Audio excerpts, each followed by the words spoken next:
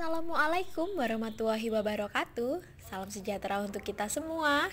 Perkenalkan, nama saya Rosa dari program studi Teknik Energi Terbarukan angkatan 2020, nomor induk mahasiswa H41200965. Pada kesempatan kali ini, saya akan berbagi informasi mengenai pemanfaatan gelombang laut sebagai sumber energi listrik. Bagaimanakah kelanjutannya? Mari kita simak bersama-sama. Cara mengenai pemanfaatan gelombang laut sebagai sumber energi listrik, pasti di antara kita bertanya-tanya, apakah laut bisa sih menghasilkan energi listrik? Faktor apa saja yang mempengaruhi proses? Dan bagaimana proses dari awal sampai akhir hingga menghasilkan suatu arus listrik? Dan seberapa efektifkah penggunaan laut sebagai sumber energi listrik? Nah, untuk menjawab pertanyaan-pertanyaan tersebut, marilah kita simak bersama-sama video saya lebih lanjut lagi. Pertanyaan yang pertama, apakah laut bisa menghasilkan energi listrik? Jawabannya adalah air laut memang dapat digunakan sebagai sumber energi listrik. Perpaduan air laut dan pasir laut serta gelombang laut secara proporsional mampu menghasilkan energi listrik. Pada dasarnya, energi listrik adalah energi yang berasal dari muatan listrik yang menimbulkan medan listrik statis atau bergeraknya elektron pada konduktor atau ion-ion. Ion ini positif atau negatif ya, pada zat cair atau gas.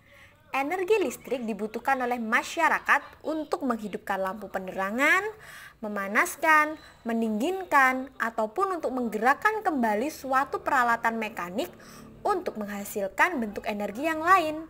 Nah, karena begitu banyak kebutuhan, maka dilakukan berbagai upaya pembaharuan energi. Salah satunya memanfaatkan campuran pasir laut dan air laut serta gelombang. Pemanfaatan air laut sudah diketahui bahwa memang bisa menghasilkan arus listrik. Penelitian ini merupakan studi awal untuk mengkombinasi komposisi air laut, gelombang laut, dan pasir laut sebagai bahan bakunya. Kemudian kita lanjut pertanyaan yang kedua ya. Faktor yang mempengaruhi proses. Faktor apakah itu? Yang pertama adalah gelombang laut sendiri. Gelombang laut merupakan energi dalam transisi, merupakan energi yang terbawa oleh sifat aslinya. Prinsip dasar terjadinya gelombang laut adalah sebagai berikut. Menurut Waldorf pada tahun 2008, jika ada dua massa benda yang berbeda kerapatannya atau densitasnya, bergesekan satu sama lain, maka pada bidang geraknya akan terbentuk gelombang. Gejala energi gelombang bersumber pada fenomena-fenomena sebagai berikut. Yang pertama, benda atau body yang bergerak pada atau dekat permukaan yang menyebabkan terjadinya gelombang dengan periode kecil, energinya kecil pula.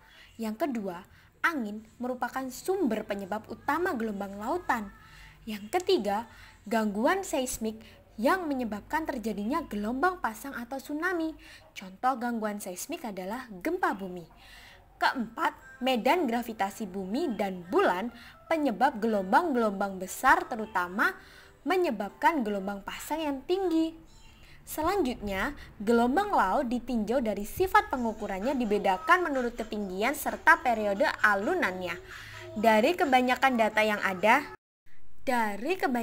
yang ada, tinggi gelombang lautan dapat diukur melalui alat ukur gelombang ataupun dengan cara visual dengan menggunakan pengamatan langsung di lapangan.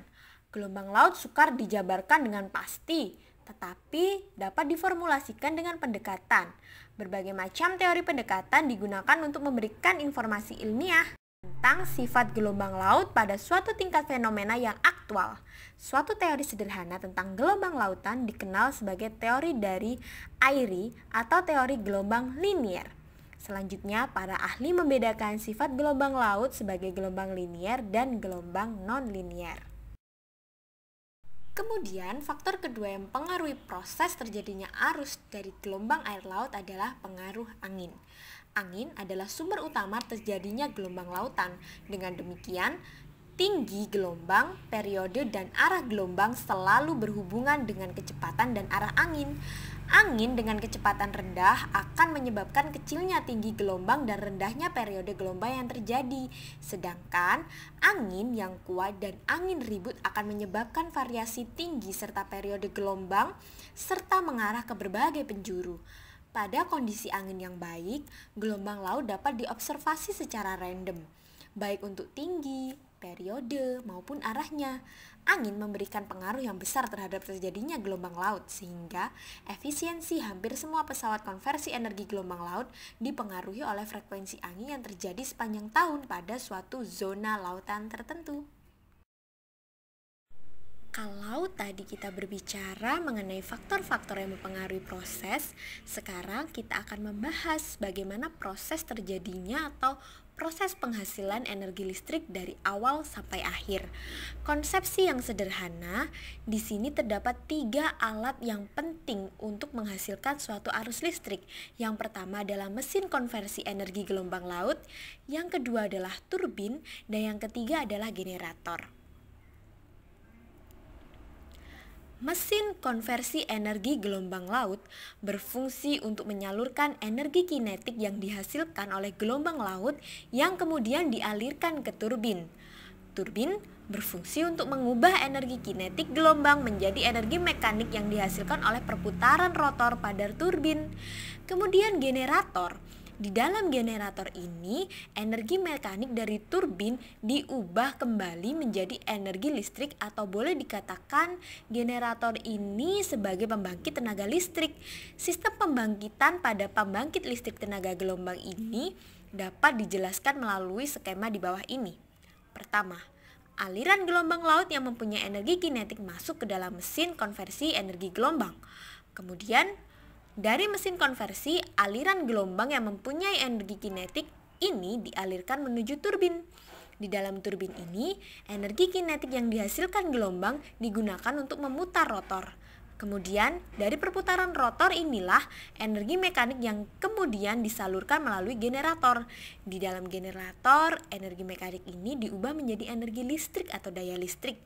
Dari generator ini, daya listrik yang dihasilkan dialirkan lagi menuju sistem transmisi atau beban melalui kabel laut. Daya listrik yang disalurkan melalui kabel laut ini adalah daya listrik arus searah atau DC.